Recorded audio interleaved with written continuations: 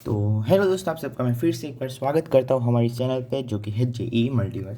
तो अगर दोस्तों आपने एक बार हमारे चैनल को सब्सक्राइब नहीं किया तो ज़रूर से सब्सक्राइब एक बार कर देना। तो जैसा कि आपने थंबनेल में इस क्वेश्चन का फोटो देख लिया होगा, तो आइए हम बिना किसी देरी के इस क्वेश्चन को ही सॉल्व करते हैं। तो बेसिकली इस क्वेश्चन में हमें क्या दिया गया है कि इधर से हम एक प्रोजेक्टाइल को फायर करते with velocity 10√3 meter per second, और वो भी perpendicular to the incline plane है, उसको हम फायर करते हैं और वो जाता है पॉइंट क्यू पे, वो भी परपेंडिकुलर। ठीक है। और तो हमें नीचे 5 क्वेश्चन दिए जो कि आप पढ़ सकते हो। तो आइए बिना किसी देरी के हम स्टार्ट ही कर देते हैं क्वेश्चन का सॉल्यूशन। तो इधर हम, अगर दोस्तों हाँ आपको अगर पता नहीं है कि इंक्लाइन प्लेन पे प्रोजेक्टाइल मोशन हम कैसे सॉल्व करते हैं, तो आप हमारी प्रोजेक्टाइल मोशन की प्लेलिस्ट में जाइए और उधर से चेक करिए और वापस बाद में ये क्वेश्चन पाइए, क्योंकि एकदम बढ़िया वाला क्वेश्चन है। ठीक है। तो इधर हम क्या मानते हैं, हम ये जो इंक्लाइन प्लेन है उसको वाई एक्सिस मान लेते हैं और इस साइड वाली को एक्स एक्सिस मान लेते हैं। ओके, ठीक है, ऐसा हम मान सकते हैं। यही है प्रोजेक्टाइल मोशन की थियरी में, यही हमने सिखाया कि हम ऐसा करें तो कुछ प्रॉब्लम नहीं होगा।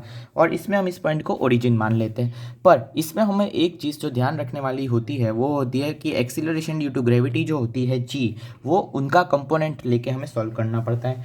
तो अभी मैं इधर एकदम नया डायग्राम बनाता हूँ और वो एकदम अच्छे से दिखाई देगा आपको।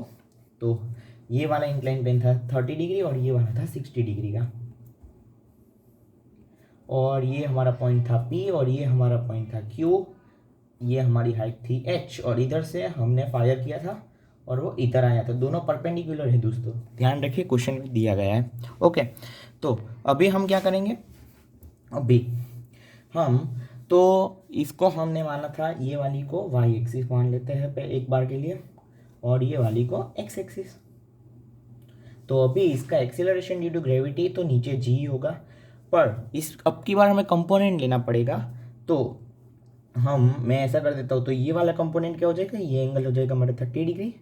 तो ये वाला वाई एक्सिस वाला जो कंपोनेंट है वो हो जाएगा जी कॉस 30, अरे सॉरी दोस्तों, जी साइन 30, और एक्स एक्सिस वाला जो हो जाएगा जी कॉस 30। ओके, तो अभी हमें पहले फर्स्ट क्वेश्चन क्या पूछा गया है, फाइंड टाइम ऑफ फ्लाइट। तो हमें निकालना है क्या, टाइम ऑफ फ्लाइट।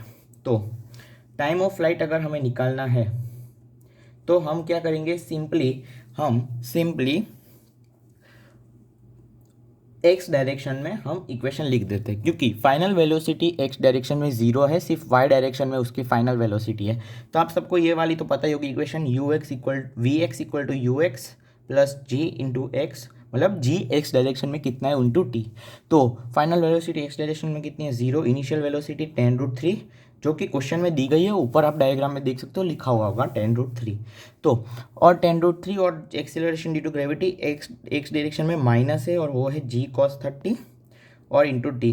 तो इसको हम सॉल्व करेंगे तो हमें मिलेगा t इक्वल्स टू 2 सेकेंड, यहाँ से मिल जाएगा। फर्स्ट क्वेश्चन हम निकल लिया है सॉल्व। अभी दूसरे क्वेश्चन में पूछा है find velocity when it strikes Q को जब स्ट्राइक करता है तो हमें वेलोसिटी निकालनी है।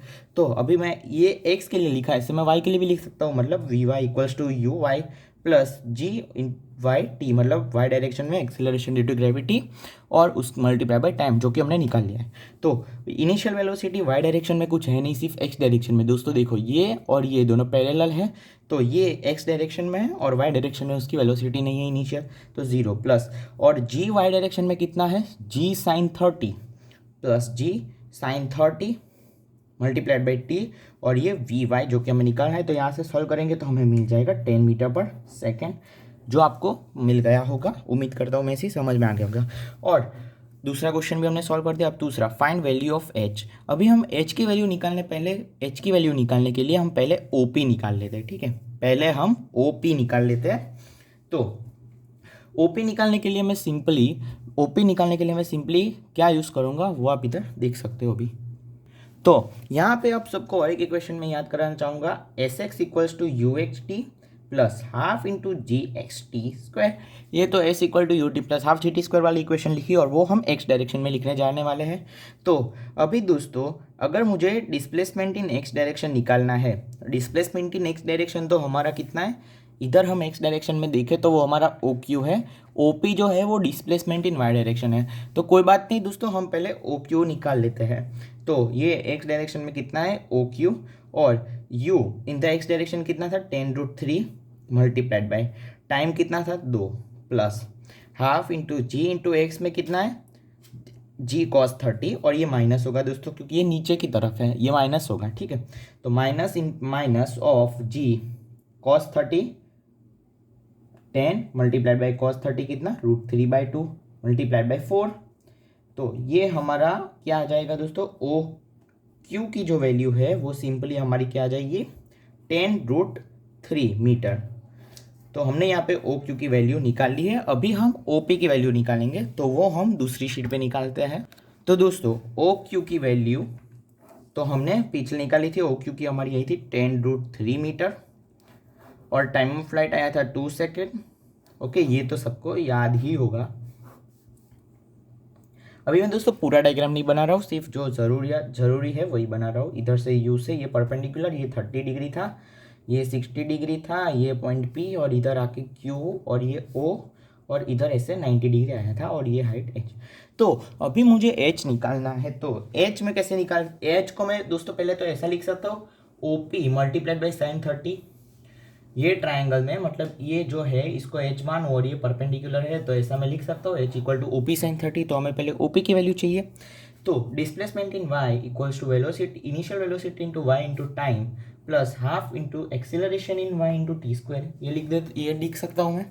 तो अभी डिस्प्लेसमेंट इन वाई जो कि है हमारा O P, initial velocity in y direction क्या है 0, तो मल्टीप्लाइड बाई टाइम टी तो 2 है पर 0 इंटू कुछ भी हो 0 ही हो जाएगा, प्लस अभी हमारा वाई डायरेक्शन में एक्सिलरेशन ड्यू टू ग्रेविटी देखे तो वो कितना है जी साइन 30 है।